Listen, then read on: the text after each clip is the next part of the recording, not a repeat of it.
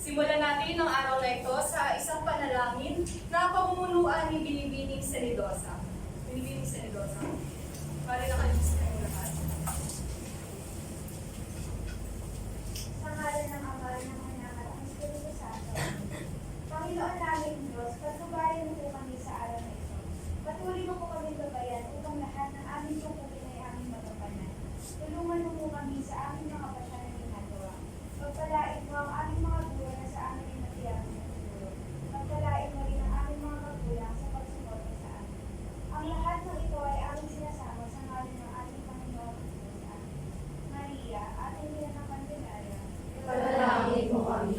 Santa Scholastica. Patnubayan mo ang aming mga puso na hanapin ang Diyos na naiintinag-inag at pagmamahal at tapat na debosyon. Amen. Sa ngalan ng Ama, ng Anak, at ng Espiritu Santo. Magandang tanghali sa inyong lahat. Magandang tanghali, binibining palad. Purihin sa Jesucristo, aming Panginoon at tagapagligtas. Ngayon at magpakailanman, Amen. magsiupo na ang lahat. Salamat po. Kalili, maaari ko bang malaman kung may liban ngayong araw? Ikinalulungkot ko po na may 4 na estudyante ang iwan ngayong araw. Sino-sino ito? Ang mga kalibat ko ay si Pascual Octaviano Tolentino at Ako ang daming liban ngayong araw. Bagamat maraming liban ngayong araw ay masaya pa rin tayo magpapatuloy sa ating talakayan. At nakikita ko rin na lahat ay kumpleto ang uniforme at merong suot na ID. So, 9-3, handa na ba kayo? 9-3, handa na ba kayo? Opo, handa na kami. Ngayon, sino maaaring magbasa ng mga layunin? Bini-bini, maaari mo bang makibasa ang mga layunin? mga layunin. Nagagamit ng waso sa pangusap ng matalinghagang parehang. Nasusuri ang mga elemento ng enerhiya batay sa tema, paliwanag o sinunod. Bibigyan ko na ang nakitang paraan ng pagsukan ng enerhiya. Napangangalipiran ang pagkikikuha ng enerhiya. Maraming salamat, Bini-bini. Ang mga layunin na yan ay ang magiging gabay natin para sa ating tatalakayin ngayong araw. Ngayon, naaalala niyo ba ang huling tinalakay natin nung nakaraan? Ano yung tinalakay natin nung nakaraan? Bini-bini Kamatoy? Nalakot po natin ang episode ng buhay. Tama. Tinalakay natin ang epicon ng buhay ni Gilgamesh. Ano yung nangyari doon sa epicon yun? Sa buhay ni Gilgamesh. Bigyan niyo ko ng maikling buod. Sa epicon. Sino ba yung nagtalakay yun? Anong pangkat? Kayo? Sige. Ano yung nangyari sa epicon ni Gilgamesh? Di ba si Gilgamesh ay isang pinuno o bayani? May ilang na background. Parang, sino nga ba si Gilgamesh? Binibining Kamatoy. Sige. Gilgamesh ay isang malupit na hari at bigyan ko siya ng kasama na si Enkidu. Tama yung kasagutan. Ngunit siya ay isang bayani o pinuno. Ngayon, may ipapakita akong mga larawan sa inyo. Andali lang, ma'am. Ayan. Tukuyin ko ano ang ipinapakita ng mga larawan. Katulad ngayon sa makabagong panahon, nais kong bigyan ninyo ng kung ano nga ba ang ginagawa ng mga larawan na iyan. Sino nga ang sumagot? Bini-bini. ang pagpapalarawan nito ang mga bayani ng ating bansa. Tama. Mga bayani na ating bansa na maituturing na makabagong bayani ngayong bansa. Ano pa? Sino-sino nga ba yung nakikita natin? Mga ikaw binibini?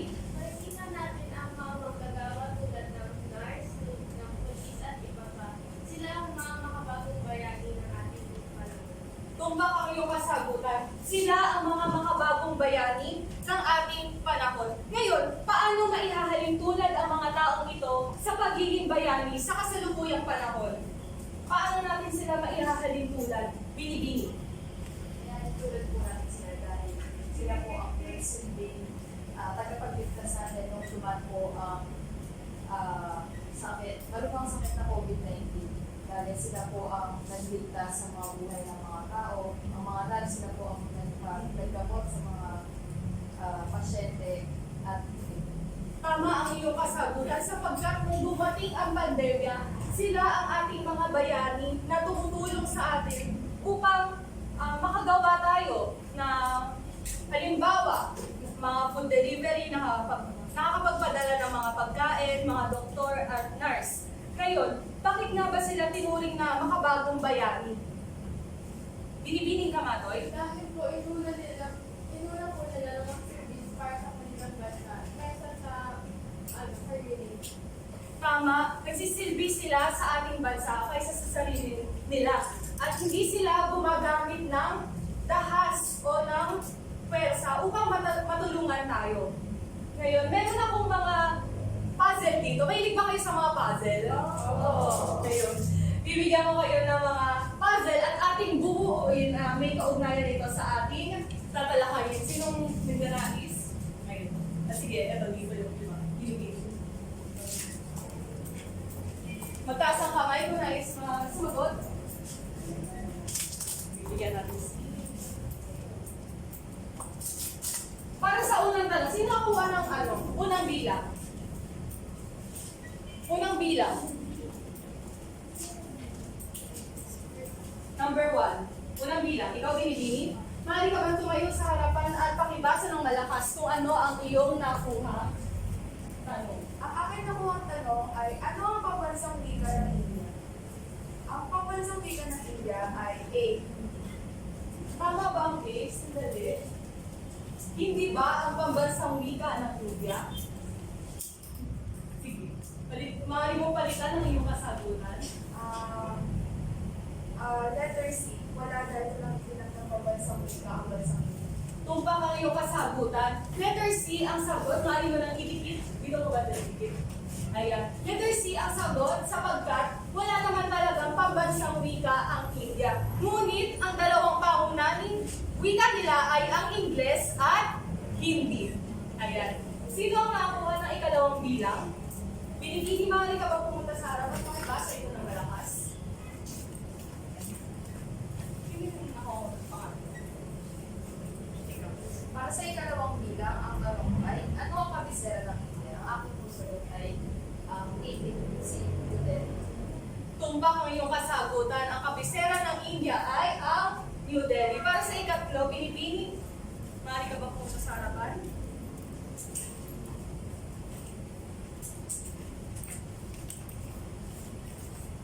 Ang ikatlong bilang, ano ang pangunahing reliyon sa India? Ang aking kasagutan ay Hinduismo. Tama ang iyong kasagutan. Hinduismo ang pangunahing reliyon sa India. Maaari mo na iligit. Sino ang ikaapat?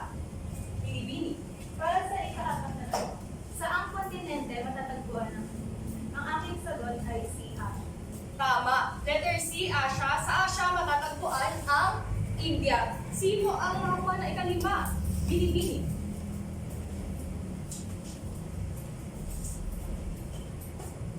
Maaari mo makibasa ng malakas. Lima,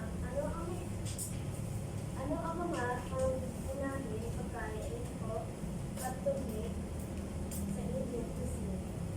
Ang aking sagot ay crispy. Ha? Ano yung pangunahing pagkain daw sa India? Crispy. Parang, anong klaseng pagkain? Or putahe? Ulam, ganyan.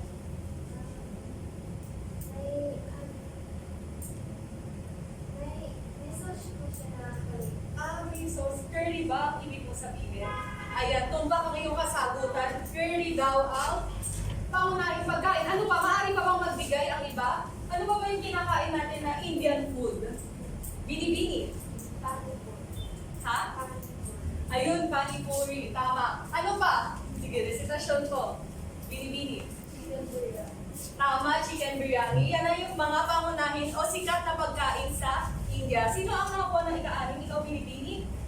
At malapit na natin mabuo ang ating puzzle. Sige. Sino ang kilalang ama? Ang aking sagot ay Mahatma Gandhi. Tama ang iyong kasagutan. Ang kilalang ama ng India ay si at ang ating nabuong larawan ay si Tama. At para mas lubos nating makilala si Mahatma Gandhi, mayroon akong video na inihanda dito. Nang sa gayon ay makilala pa natin siya. Sandali lamang.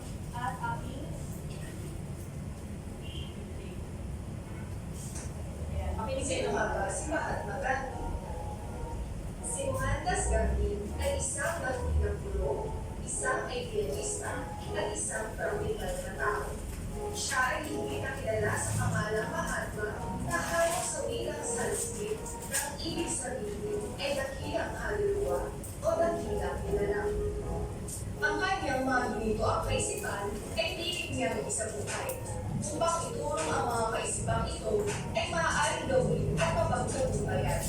Binigyan rin niya ang pagmamahal sa sandaigdigan at paggamit ng mapayapang paraan ng paglulas sa mga suliraning pambansa at pandaigdigman.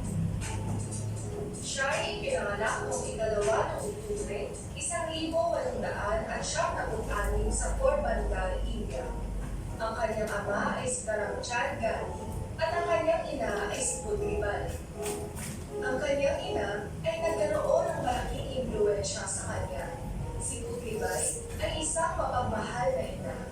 Itinuro niya sa kanyang mga anak ang malaking kahalagahan ng pagdidisiplina sa sarili, ng ahimsa o di karahasan at ng pagiging tapat. Si Mohandas Gandhi ay nagsumikap na sundin ang landas ng katotohanan kahit noong siya'y bata pa.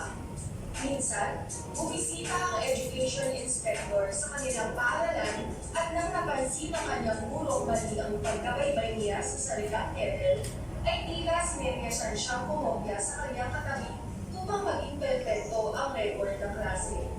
Hindi niya ito ginawa. Noong siya'y 13 taong gulang pa lamang, ikinasal siya kay Kasturba na 13 taong gulang din. Ayon sa kaugaliang Hindi, nanirahan sila sa bahay ni Gandhi. Nagpatuloy pa rin si Mohandas ng pag-aaral at pinagandang maturuan ang kanyang asawa. Upang higit natin makilala si Mahatma Gandhi, ang dakilang bayani ng India ay ating tunghayan ang isang tulang nilikha bilang pagtutugay sa kanyang kalibingan na isinulat ni Amado V. Hernandez. Ayan. At ngayon, nalaman nyo na ang buhay ni Mahatma Gandhi. Ang Mahatma Gandhi na nilikha ni Amado V. Hernandez ay isang uri ng tula na elehiya. Ang elehiya ay isang tulang liriko na nagpapahayag ng kalungkutan, pagdadalang hati, at pagbubugay sa taong namayapa na. Ngayon, maaari ba natin basahin ng sabay-sabay ang Mahatma Gandhi? Mahatma Gandhi, ang mga leader mo ay namumukod tangi, ulos halimbawa at walang talumpati. Iyong inaakay ang buong mong lahi, sa paghihimagsik na may ibang uri. Wala kayong armas na gamit sa laban, kundi boykoteo ng dayong kalakal. Kung wala ng gamoy, lilipat ang balang. Kung wala ng gintoy, lalayas ang dayuhan. Ika'y pasimuno sa uliang gawa, unang tumutupad sa sinasalita. Naghubad ng tela sa Londres nilikha, naghabi ng kanya at nagbuhay tukha. Walang otomobil, walang sulat tiras, walang ang palasyo sa labing inimak, walang katungkulang ang sahot ay limpak. Pagka makabayay sa sakripisyo lahat, namulat ang India dahil binasi. Ang diwang alipin nais magsarili. Ang Britanya ay tila di makatamli. Tiyak na lalaya ang bayang may Gandhi. Kapalad ang India may Mahatma. Ikaw, Pilipinas, saan ka pupunta? Iyo ang banyagay siyang sinasamba. At ang katutuboy kuskusan ng paa. Salamat sa inyong pagbabasa at malinaw naman at maayos ang inyong pagbasa sa ating tulang Mahatma Gandhi. Ngayon, meron di ba akong ipinaktakda sa inyo na gagawin? Ayan. Ang panghalang gawain. Sino maaaring magbasa? Dali lang.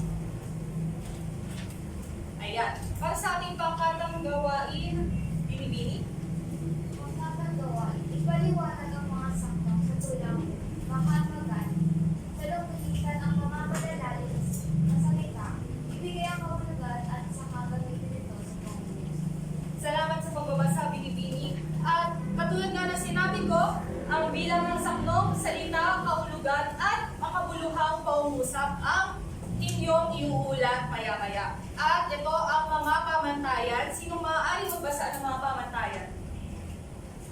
Binibini.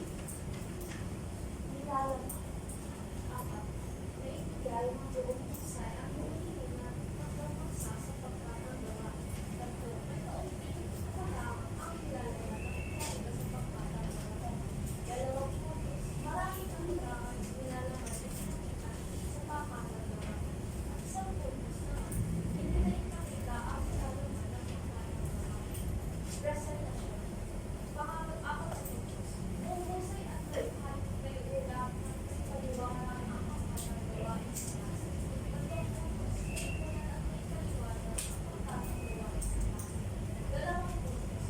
Di gaano may paliwanag ang pagkakagawa ng klase. Isang puntos. Hindi na paliwanag ang pagkakagawa ng klase. At ang panguling gagawin, ipamaglas ng buong husay ang paggamit ng sa patuloy. Dalawang puntos. Mahusay na ipamalas ang paggamit ng ligtas sa patuloy. Dalawang puntos. Nagkaunti na wala. Nag-iisa paggamit ng ligtas sa pag-uulan. At isang puntos. Maraming pagkakamali sa paggawa ng paggamit ng ligtas sa patuloy. Maraming salamat sa pagbabasa, Binibini. At ngayon, maaari nyo na munang pag-usapang sandali ang para sa pag-uulat, kung sino ang mag-uulat sa gagawing presentasyon. Pag-usapan nyo muna sandali.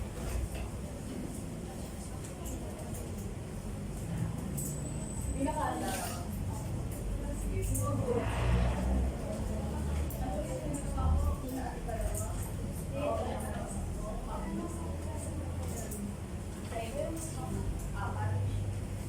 Sa inyo yung 5 at 6. Sige.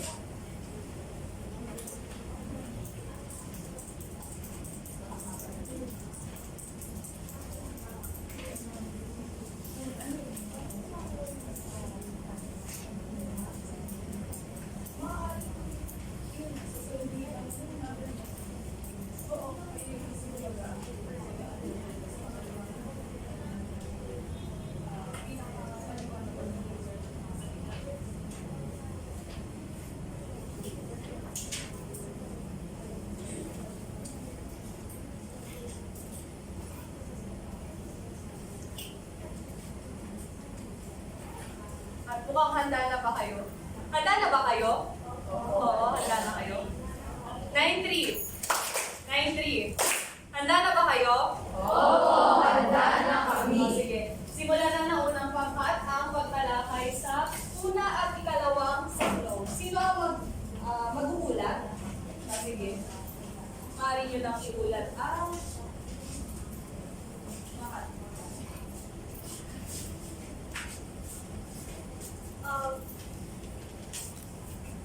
Unahin na po namin sa lunggungitan ang mga malalalim na salita. Para sa unang saklo, isa sa mga malalalim na salita ay namumukod tangi, pulos, at pag-ihimagsik. Isa-isahin po natin ang mga ito. Maaari niyo po bang basahin ang unang saklo ng sabay-sabay? Ang pag-leader mo'y namumukol tangi. Pulos halimbawa at walang talumpati. Iyong inaakay ang buong mong lahi. Sa paghihimagsik sa may ibang uri. Ngayon, akin pong ibibigay ang kahulugan ng mga nakasalumuhin. Namumukod tangi ay nakakahulugan sa kakaiba o naiiba sa karaniwan. O sa madaling salita, nangingibabaw. Halimbawang pangungusap. Siya ay namumukod tangi sa klase dahil sa kanyang pambihirang talino at sipag. Sa pangalawa naman pong nakasalumuhin ng pulos, ito ay nakakahulugan sa mga salitang lahat, puro, o walang halot. Halimbawa pangungusap.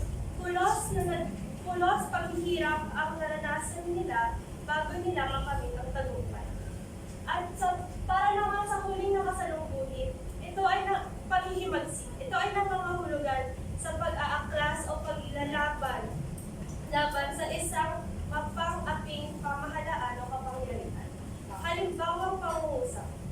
paghihimagsik ng mga mamamayan ay bunga ng matagal na kawalan ng kalayaan. Ngayon po, bibigay ko sa inyo ang interpretasyon ko sa bawat taludtod. Ang paglilider mo'y namumukol tayo. Ang akin pong interpretasyon dito ay sinasabi po ng taludtod na ito na ang pamumuno ni God here ay kakaiba, higit na kapansin-pansin ko para sa iba, o di kaya may sariling tanong. Pangalawang taludtod, pulos halimbawa at walang talumpati. Ito po ay nagsasabi na hindi hanggang salita lang ang kanyang pamumuno. Kumbaga, nakikita ang kanyang pamumuno sa gawa, sa English actions. Pangatlong taludtod, iyong inaakay ang buong mong lahi. Sinasabi naman po ng taludtod na ito na ginagabayan niya ang taong kanyang kinabibilangan. Siya ay isang leader na malaki ang impluwensya sa kanyang mga mamamayan.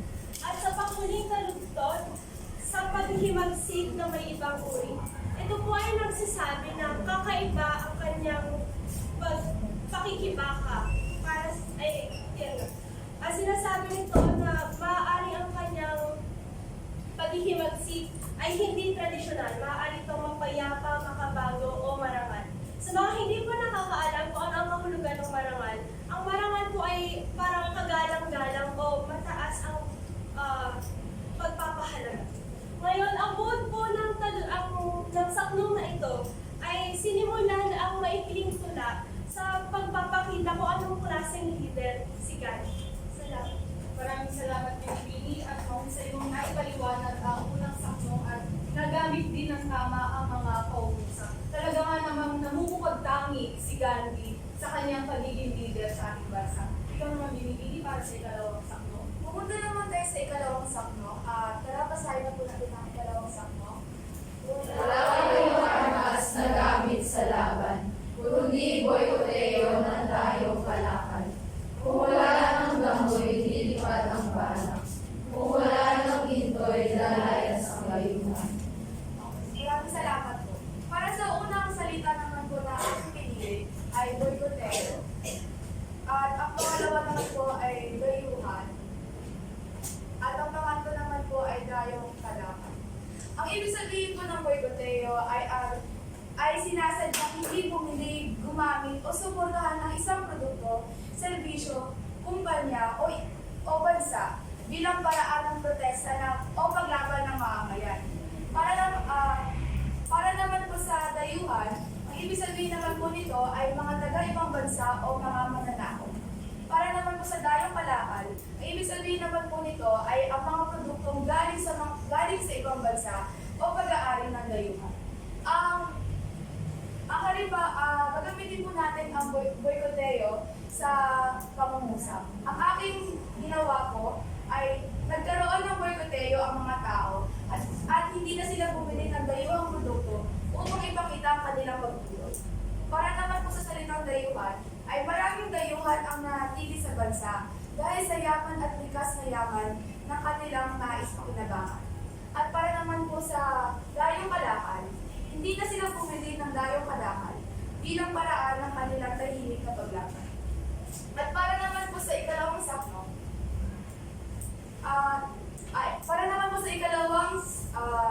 sakno nga po sa ulo. Sa unang dalawang taludtod ay ibig sabihin po nito ay isang bansa laban sa dayuhang mga kalakal o mananakop.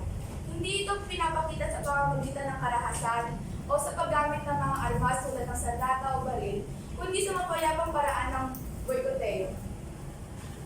Ipinapahiwatig dito na kahit walang armas, may kapangyarihan ng mga bayan sa pamamagitan ng ekonomiya upang ipakita ang pagtutol.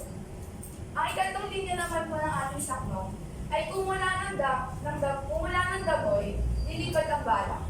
Unang-una po sa lahat, ang balak po ay isang insekto na kilala natin bilang tipaklo. Ginagamit po ito bilang isang metapora. Ang balak ay kumakatawan sa mga dayuhang umaasa sa yaman ng bansa at ang damo ay simbolo ng kanilang pangailangan o kapakinabangan. Kapag wala ng damo, lilipad na ang bala. Ibig sabihin, aalis na ang mga dayuhan kapag wala na silang nakukuha. Katulad din nito, ang ginto ay sumisimbolo sa kayamanan. Kapag naubos na o hindi na magagamit, wala na silang dahilan para manatili. Para naman po sa kabuuan ng ating saknong, ang saknong ay nagtuturo ng kahalagahan ng kamalayan sa sariling yaman at kapangyarihan sa mamamayan. Ipinapakita na kahit wala tayong armas o kahit anuman na ginagamit natin, katulad ng mga baril at armas, may paraan upang ipagtanggol ang bansa at itaboy ang dayuhan sa pamamagitan ng simpleng kilos ng pagtanggi o boykoteo na ginawa rin ni Gandhi. Ginamit niya ang mga salita niya lamang. Hindi siya gumamit ng mga karahasan. Ito rin ay pahiwatig ng mapayapang paglaban at pambansang pagmamalaki, kung saan ang mga mamamayan ang pangunahing sandata sa pagtanggol sa ulihan.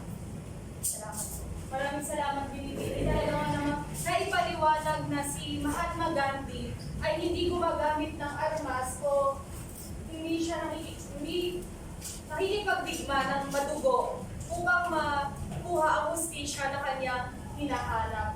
At para naman sa ikatlong pangkat, sino ang mag-uulat? Ay, yun pala. Sorry. Ayan, para naman sa ikatlong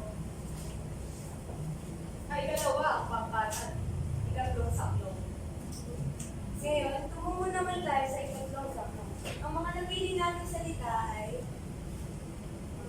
Balirang Kawa,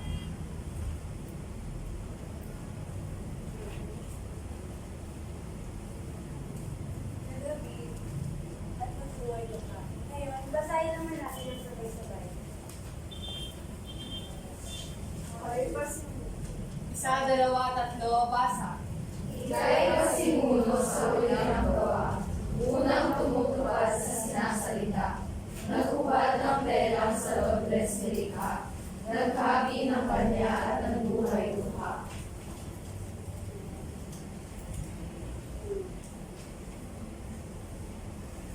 Ang ibig sabihin naman ng uli ng gawa ay ang mabuting halimbawa ng ginawa. Example ng pangusap ay ang pinakita ni Gandhi ay isang uli ng gawa.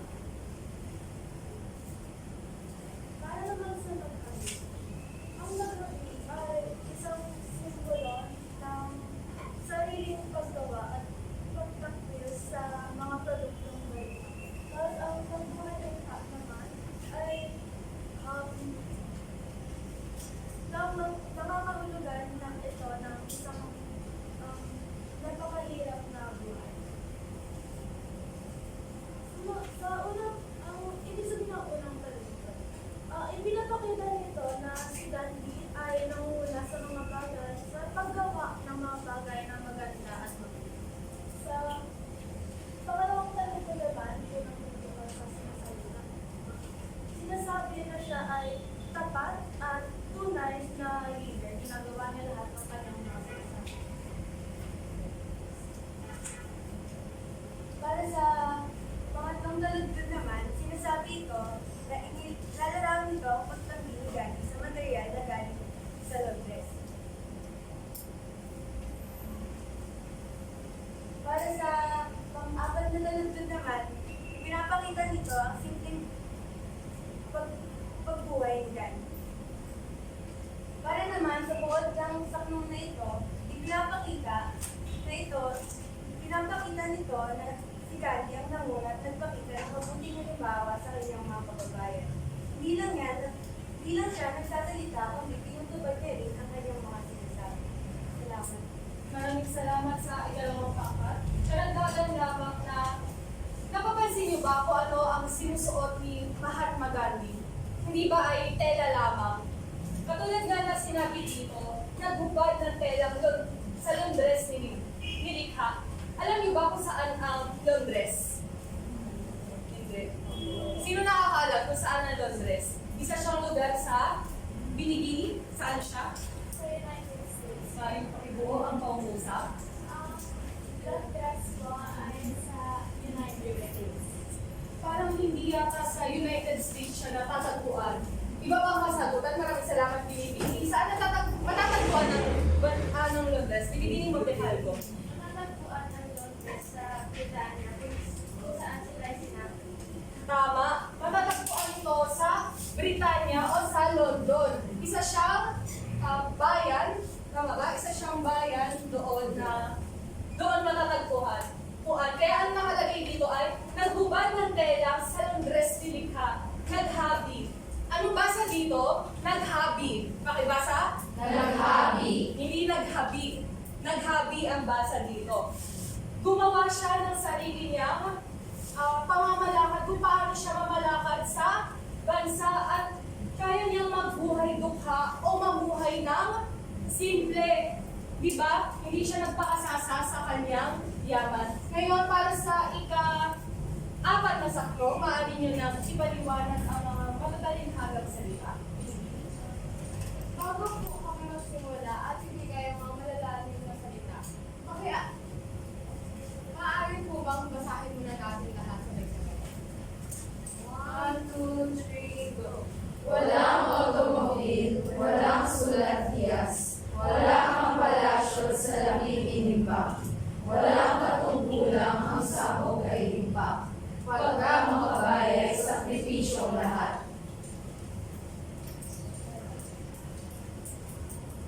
Ito ang napili namin mga malalalim na salita.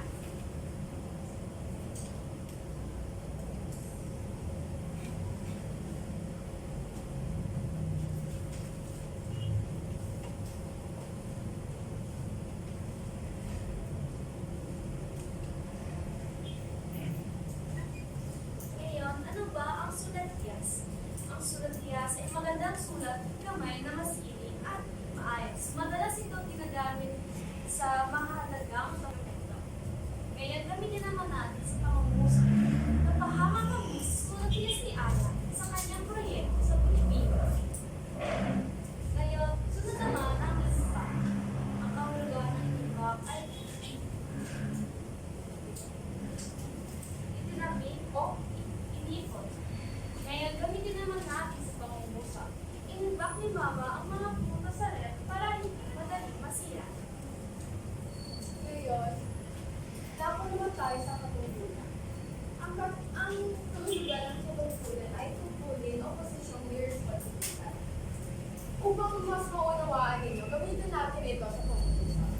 Tinanggap niya ang kanyang katungkulan bilang vice-presidente ng tapang at pagmamahal sa klase.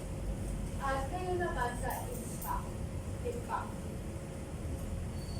Sahog ay impact. Sahog ay impact. Nangangahulugan ito ng malaking sweldo o napakalaking kabayaran. Gamitin naman natin ito sa pangungusap. Hindi na pinili ang sabakong ang sahog ay impact. Ang sahog ay impact. Sapagkat mas mahalaga sa kanya ang serbisyong makakatulong sa kapwa. Ngayon, ipapaliwanag ko po ito. Bawal talento. Walang automobile, walang sulat hiyas. Ipinapahiwatig po nito na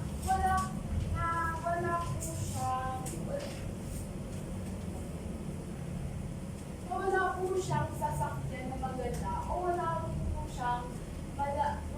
siyang mga ginto, mga mamahaling gamit. Ngayon, sa sunod, wala kang palasyo sa labing nilipa. Wala po siyang malaking bahay, hindi po maganda ang kanyang bahay. At wala din naman po siyang pera na inipon o nakatabi. Ngayon, walang katungkulang ang sakop ay lipa. Sa lahat ng ginagawa niya, hindi malaki ang sweldo niya. Ginagawa niya ito sa murang presyo o halos wala na hindi na siya binabayaran. Sa panghuli naman, pagka makabaya ay sakripisyo naman. Ginagawa niya ang lahat para sa kanyang bayan. Hindi na siya humihingi ng sweldo o kapal. Kaya sa madaling salita, hindi kailangan maging mayaman o payaman o magkaroon dapat ng mga garbong gamit. Ang tunay na bayani ay handa sa sakripisyo sa lahat para sa kanyang bayan. Maraming salamat, Binibini. Tama ang paggamit ng mga salita at talagang naintindihan natin ang ika-4 na sakto. Katulad na ng pamumuhay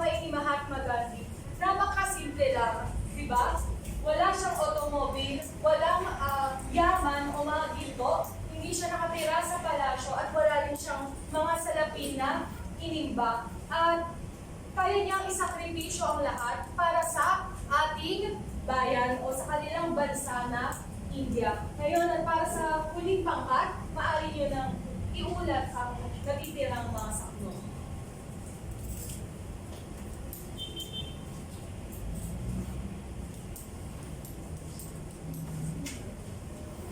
Pwede po ba kumita sa aking talimang sa bilang ng tatlo, isa na naman tatlo.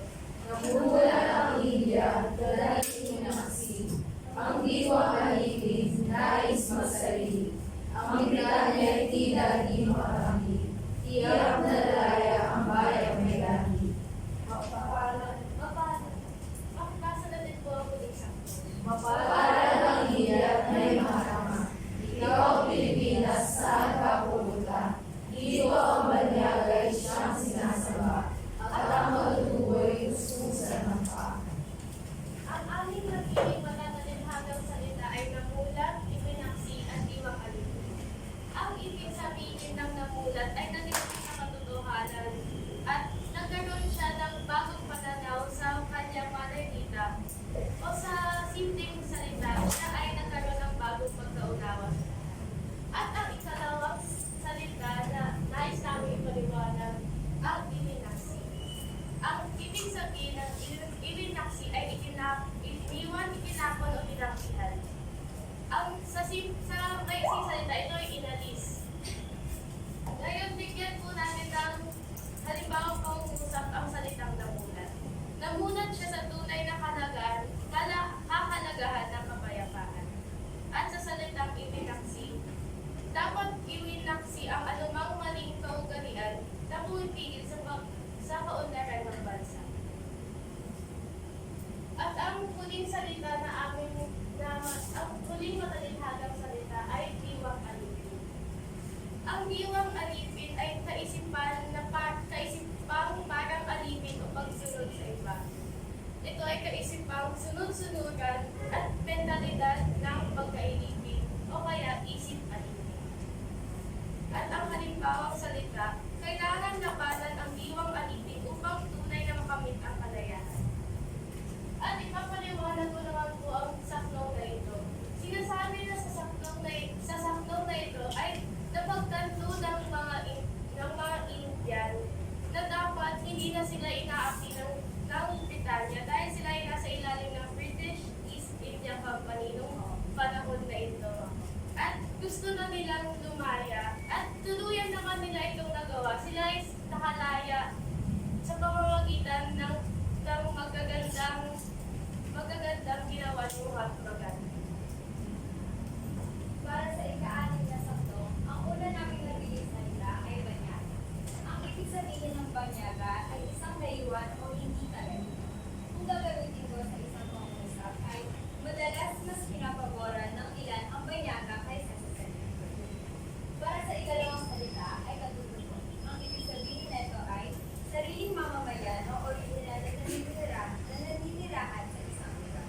Kung gagamitin mo sa isang pangungusap ay mayaman sa kultura ang mga katutubo ng Pilipinas. At sa aming panghuling salita ay kuskusan ng paa. Ang ibig sabihin nito ay tinatratong mababaw o inaakit.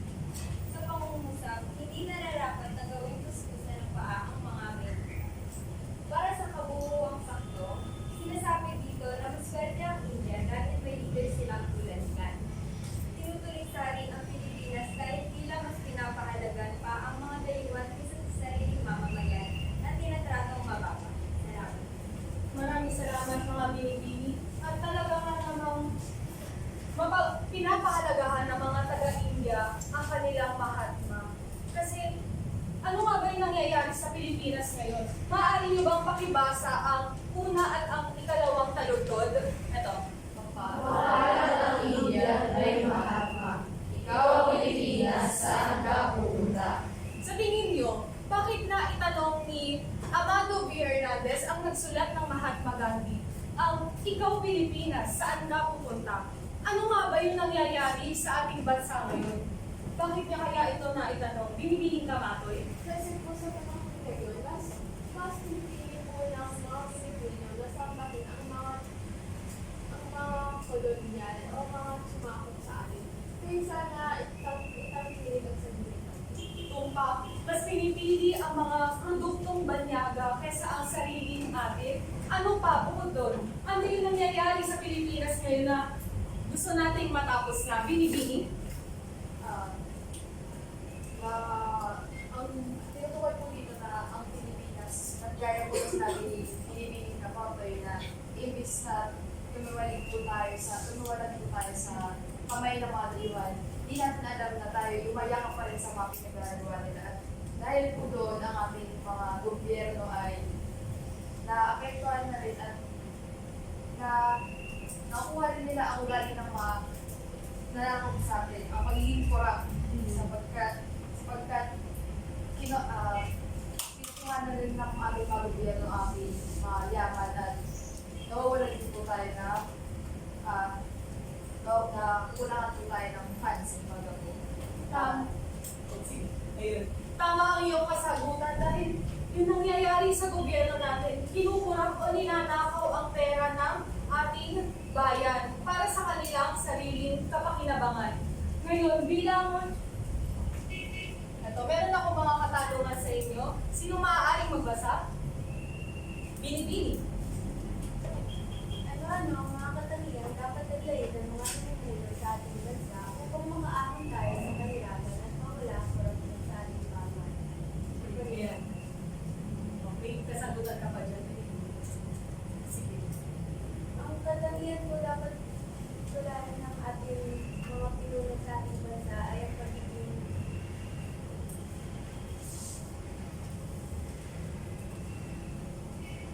mabuti.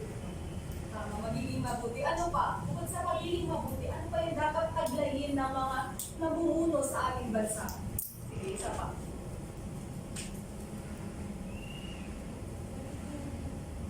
Tapat po. Tama. Ang pagiging tapat, ang isa pa sa ating dapat taglayin. Ikaw, Bibini Seridosa. Para po sa akin ang mga katangian po na dapat mayroon ng ay ang pagiging matalino sa pag-iisip. At sa tingin ko po kailangan po nilang maging kagaya ni Mahatma Gandhi na kaya maging isang halimbawa sa kanyang mga nalasakutan. Para siya po yung pagsilbing mukha po ng republika po na maaaring magawa nila. Tama ang iyong kasagutan. Ang pagiging maayos ang desisyon o pagiging wais sa mga desisyon na ginagawa sa ating bansa. Sino ba ang nagnanais sumagot? Sa inyo. Para sa ikalawang bangka, yung nagnanais na sumagot?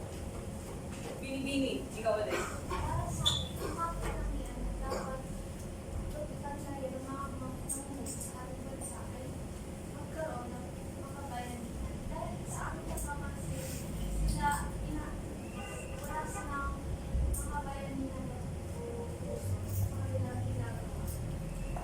Tama. Magaling. Pagkakaroon ng pagbabayanihan upang magkatulong-tulong tayo sa ating mga problema sa ating bansa. Ikaw, Binibini. Ang katangian na dapat taglayin ng mga namumuno ay pagiging matalino. Dahil kailangan po ito upang gumawa ng mga tamang desisyon para sa bayan. Dahil kung matalino at malino ang pag-iisip ng isang pinuno, mas may iwasan niya ang mga maling hakbang. Tama. Pagiging matalino sa pagdidesisyon, pagiging matalino sa mga ginagawa natin sa ating bayan. Sino pa? Binibini mo, Tepalpon. Sa aking palagay, dapat maging mga tao at makabayan ng isang pinuno sapagkat dapat isipin niya kapakanan ng kanyang mga tao sa halip na sa kanyang pansarili. Tama ang iyong kasagutan. Tumpak ang pagiging makatao sa ating kapwa-tao rin. At ngayon, para sa ikalawang bilang, Binibining Kamatoy, maaari mo bang basahin? Bilang isang estudyante, paano mo gagawin ang iyong boses upang maitaguyod ang katanungan sa ibang paaralan? Ipaliwanag. Maaari mo bang ipaliwanag? Bilang isang estudyante, maaari ko po gamitin ang aking boses sa pamamagitan ng social media. Kasi po, ang dami na, sa panahon ngayon, lahat na po tayo ng social media. Sa pamamagitan ng social media, naisasabay ko po ang aking mensahe na sa paraan na makikita po ng maraming tao kahit po sa labas ng paaralan. Tama. Ang paggamit ng social media ang isa sa magandang bagay para ma-reach o marating natin ang ibang mga tao sa iba't ibang bansa. Ano ba? Sige. Bini-bini.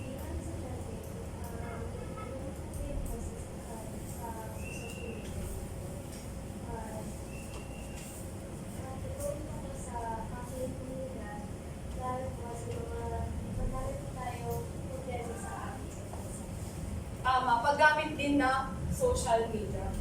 Di ba kayo nagtataka kung bakit may stoplight dito? Hindi.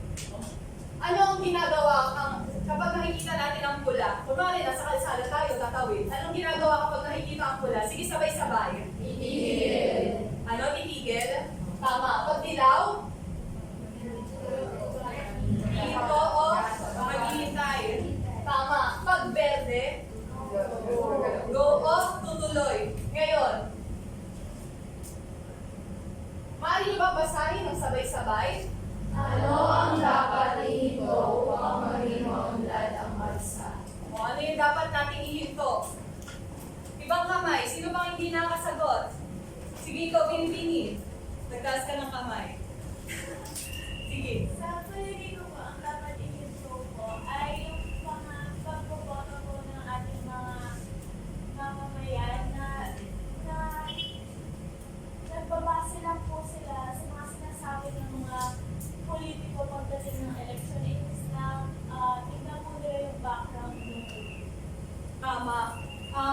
Dapat natin ihinto yung pagboboto ng mga trapo, mga artista. Ano pa? Yung mga may maduming track record. Dapat natin ihinto yan. Ano pa ang dapat natin ihinto para sa ating bansa? Binibini.